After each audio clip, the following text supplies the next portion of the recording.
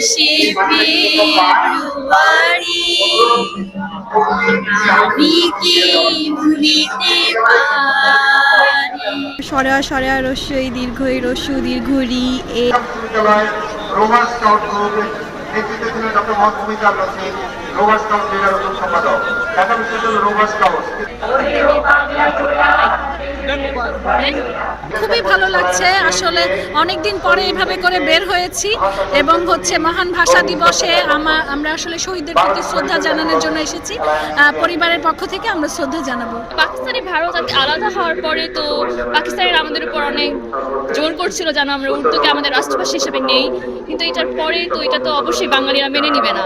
তো এই জন্যই যারা যারা শিক্ষার্থীরা আছে, টিচাররা যারা ছিল, অনেকেই উদ্যোগ নিয়ে আর কি র্যালি বের করেছিল যাতে আমরা আমাদের ভাষাটাকে ফিরিয়ে আনতে পারি। তো পাকিস্তানিরা গুলিবর্ষণ করবার কারণে আমাদের উপর অনেকেই শিক্ষার্থীরা আর অনেক ছোট ছোট ছেলে পেলে অনেকেই মারা গিয়েছিল।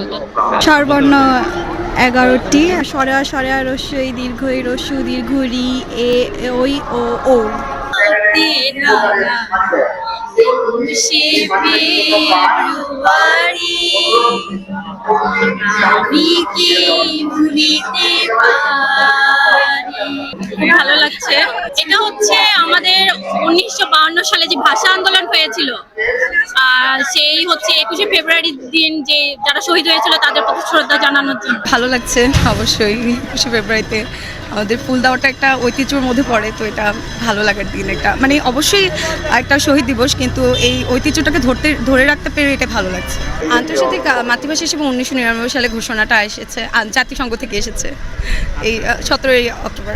সবাই আসলে সবার আঞ্চলিক ভাষা বা গ্রাম বা শহর যে যেখানকার মানুষ বা যে যেই জেলার সেইভাবেই তারা কথা বলে। সবারটা আসলে শুদ্ধ হয় কি না হয় না এটা নিয়ে আমার কোনো সমস্যা নেই, কারণ সবাই সবার আঞ্চলিক ভাষা নিয়েই কথা বলবে, এটাই তো স্বাভাবিক। এই দিনটি আমাদের বাঙালির আত্মপরিচয়, আত্মসম্মান ও ভাষা আন্দোলনের একটি স্মরণীয় দিন। তাদের প্রতি শ্রদ্ধা ওই সব শহীদদের প্রতি।